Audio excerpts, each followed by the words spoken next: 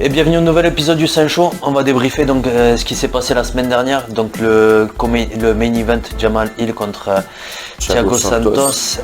Une belle soirée UFC quand même, que des finishes. Ouais, que des soumissions, des KO. C'était beau à voir. Et puis on va parler aussi de ce qui va se passer la semaine prochaine, nos pronostics et nos avis. Donc sur le main event Marlon Vera contre Dominick Cruz. Et on va parler des deux autres combats qui vont précéder ce main event. Donc le co-main event, ce sera Nate Landwehr contre David Omana et GM3 Jerome Merchant contre Bruno Silva, celui qui avait perdu contre Alex Pereira, son dernier combat. Dans un très bon combat à la décision, mais ouais. La semaine dernière, on avait parlé de Josh Quinlan contre Jason Witt, qui a finalement pas eu lieu à cause un problème avec la USADA, des résidus qui restaient, c'est ça? Ouais, des résidus qui restaient par rapport à l'ancienne substance dont il avait été coupable de prendre. Du coup, ça a dû faire des tests en plus. Le combat a été recalé à UFC San Diego, donc cette semaine-là.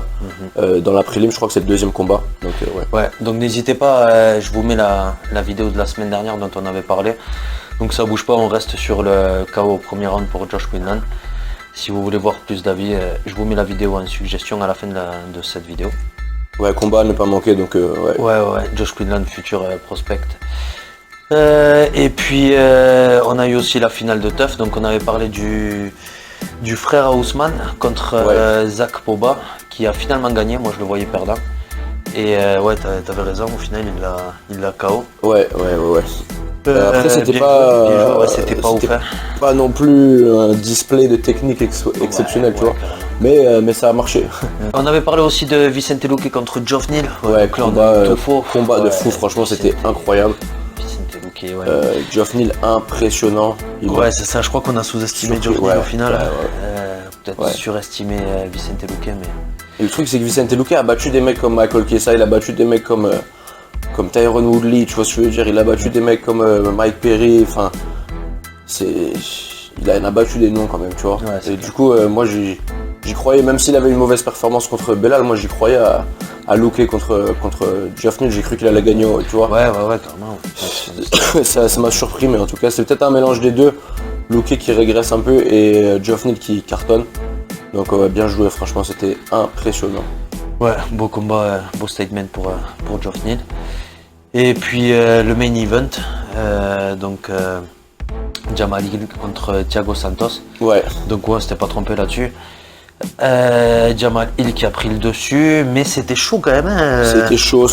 Les premiers rounds, beaucoup de takedowns pour Thiago Santos. Je pense qu'à la décision, si ça aurait été à la décision, il aurait pu gagner. Après, à cause des takedowns. Ouais, mais le truc c'est que la gueule. Tu vois, il s'est fatigué lui-même avec cette stratégie. Il a fait trop de takedowns. Tous les rounds, il les a fait, mais un peu sans vraiment les sell-up, tu vois. Il allait direct dessus. Et c'est ça qui l'a fatigué. Enfin, combattre comme ça pendant 3 rounds, surtout à ce point-là, ça prend beaucoup d'énergie, tu vois. Ça se voyait, il fadait au 4ème, ça commençait à être tendu niveau cardio.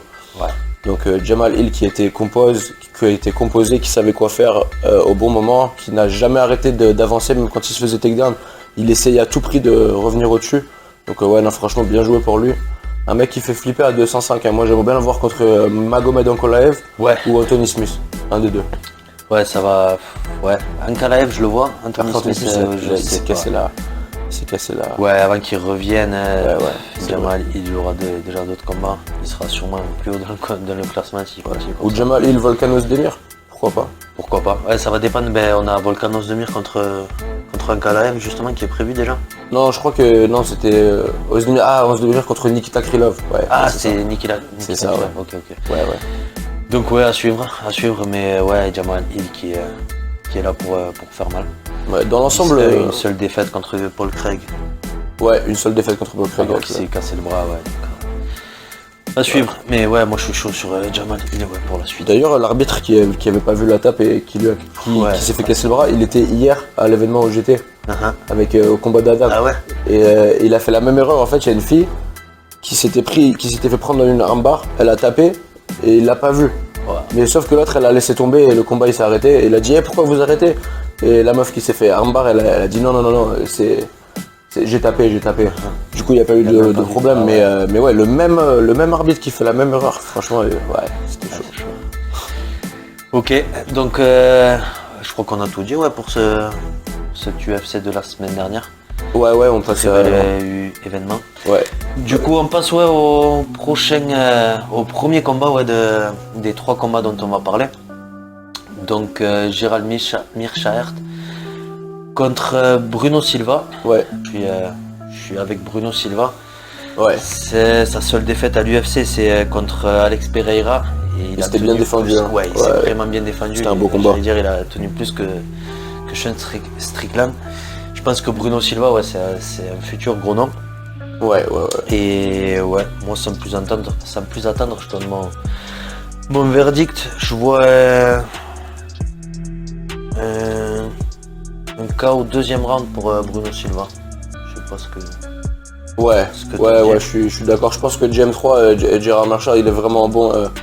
Il a vraiment bon niveau expérience. Il sait un peu comment gérer son énergie. Il sait comment survivre. À moins que ce soit un clean KO au premier round. Mais Bruno Silva, c'est plutôt un mec qui fait du volume, même s'il frappe fort, il travaille avec le volume et ensuite il trouve un big shot et il te KO, tu vois, c'est pas un sniper directement le mec. Donc ouais, je pense au 2e round Bruno Silva, je suis d'accord avec toi. Ouais, donc les cotes qui sont à 3,25 pour Gerald Meerschaert et 1,34 pour Bruno Silva, donc ouais, gros favori Bruno Silva, mais ouais, on va mettre sur un petit combiné peut-être. Mais ouais, moi je suis très chaud sur sur Bruno Silva, pardon. Ouais. Ses dernières défaites, même si après peut-être que Gerald Meerschaert peut le faire, hein, il a pas été ridicule quand même, il a battu Dustin Solvius. Ses défaites c'est contre Jotko et Shimaev. Beaucoup de combats à l'UFC. Hein. Ce qui est pas ridicule, ouais. Ouais, c'est un vétéran de l'UFC, ouais. Ouais, il a perdu contre Kevin Holland aussi, Jack Hermanson. Ouais. Donc ouais. Il a pu perdre à Vegas, je sais plus c'était contre qui. Il s'était mis en boule et c'était. Je sais plus. Je l'ai vu gagner une fois et je l'ai vu perdre une fois. Je l'ai vu quand il avait battu Deron Win par le naked choke. Bah, il a des belles soumissions quand même. Il peut faire quelque chose, mais Bruno Silva, je pense qu'il va l'allumer avec le striking. Ouais, je pense qu'il est au-dessus. À un autre niveau, ouais, Bruno Silva. Parce que GM3, c'est pas comme si t'es un gros lutteur qui va forcément. Qui essaie de te ramener au sol à tout prix, tu vois. C'est plutôt un mec, quand ça va au sol, c'est lui qui trouve l'opportunité de te soumettre. Donc, ouais, combat intéressant. Ben, on peut passer à la page, je pense.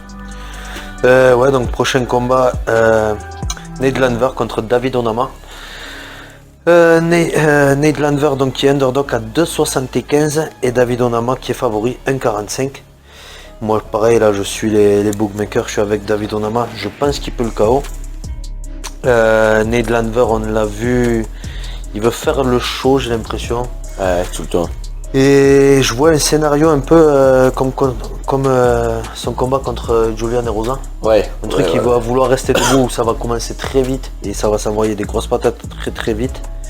Mais par contre David Onama qui a beaucoup de puissance. Ouais, très explosif. Parce qu'il va le terminer. Beaucoup de pouvoir. Il va le terminer au premier round. Ouais, très bonne cardio. Parce que c'est ça, ouais, Nate Landwehr il est pas mauvais, mais j'ai l'impression qu'il veut faire trop le show. Et que du coup il se découvre beaucoup, il prend trop de risques et il se fait attraper. Ouais. Il est énervant d'ailleurs, tu vois. Ouais, moi je suis pas fan aussi du quand il avait combattu et tout. Quand il avait combattu Julian Erosa, il avait fait le beau. Il était sans t-shirt à l'interview, il disait s'il y a des mecs qui l'ont KO, moi je peux le KO aussi. Enfin, je sais pas, c'était bizarre, ils avaient fait une interview où ils étaient tous les deux. Et Ouais, je me souviens, ouais, moi aussi je suis pas fan du personnage. Après je comprends pas, et t'as vu, ils mettent ça en main event, en co-main event pardon. Léger quand même. Hein. Ouais. Après ils savent que ça va être excitant, peut-être ils ont pas de gros noms donc ils bankent. C'est pas une grosse soirée UFC, ouais. Au moins peut-être David Onama, vu que tu vois en plus il est jeune, il est beau gosse, il est super explosif, super excitant de regarder combattre, tu vois, donc peut-être il banque qu'il finisse cherche avec l'Andoir et ça fait une nouvelle star peut-être. Il cherche un beau KO à voir, ouais. Ouais, dans les deux cas, il va y avoir un KO, ouais, je pense que c'est pas un truc qui va aller à la décision. Il y en a un des deux qui va se faire attraper, mais ouais, moi je reste sur David Onama, même si la cote est basse.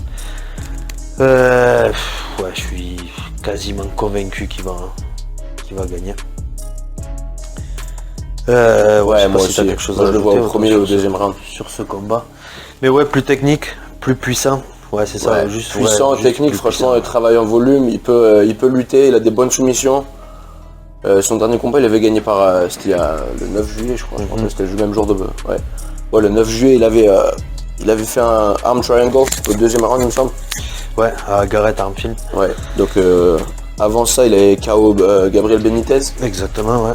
Donc ouais, non, et sa seule défaite, ouais, de tout son record, donc c'est Mason Jones. Avec une semaine de notice. Hein. Par décision, ouais. Décision assez discutable aussi. Donc ouais, non, David Onama. Non, moi pour moi c'est un futur prospect. C'est chaud. De la décision. Avant qu'il est rentré à l'UFC, un mec avec qui je m'entraînais, Derek Miner, qui s'entraînait avec lui, il m'a dit que. Il me parlait de lui déjà. Il me disait il arrive à l'UFC bientôt et tout, c'est un problème. C'est un problème. Donc je pense que c'est pour ça qu'il banque sur le maître il banque sur Onama, je pense pour le Common Event. Vu qu'ils n'ont pas beaucoup de noms, c'est ce que je pense en tout cas. Mais ouais. Donc ouais, à voir, on est tous les deux d'accord donc sur David Onama, 1,34. On passe au prochain combat, donc le main event, Dominick Cruz contre Marlon Vera. Marlon Vera qui est favori à 1,43 et Dominick Cruz à 2,80. Alors est-ce que tu crois qu'il y a un billet à faire sur Dominick Cruz? C'est chaud quand même. Dominick Cruz, avec l'époque depuis l'époque qu'il est là quand même, 24-3. Ouais. Son record c'est quand même beau. Ouais, je sais pas. Marlon Vera qui a perdu sa seule récente défaite, c'est contre José Aldo.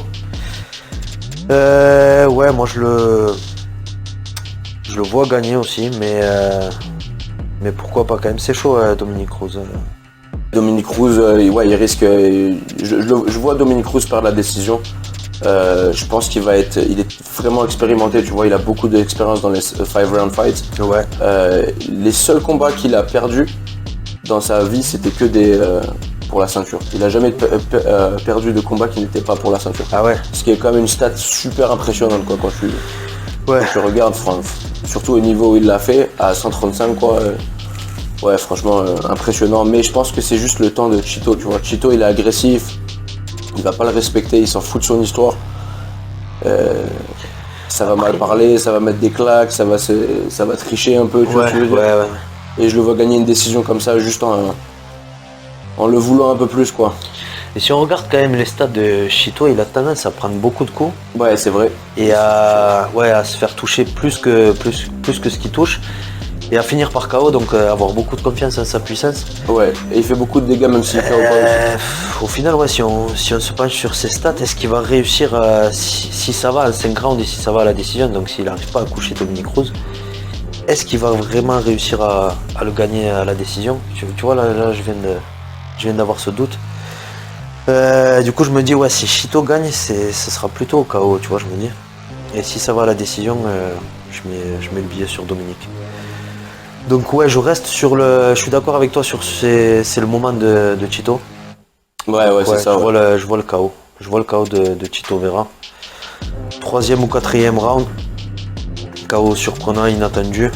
Mais ouais, non, je veux pas la décision. Pas la décision parce qu'encore une fois, ouais, je pense que si ça va à la décision, Dominick Cruz il peut le gagner sur les takedowns, sur.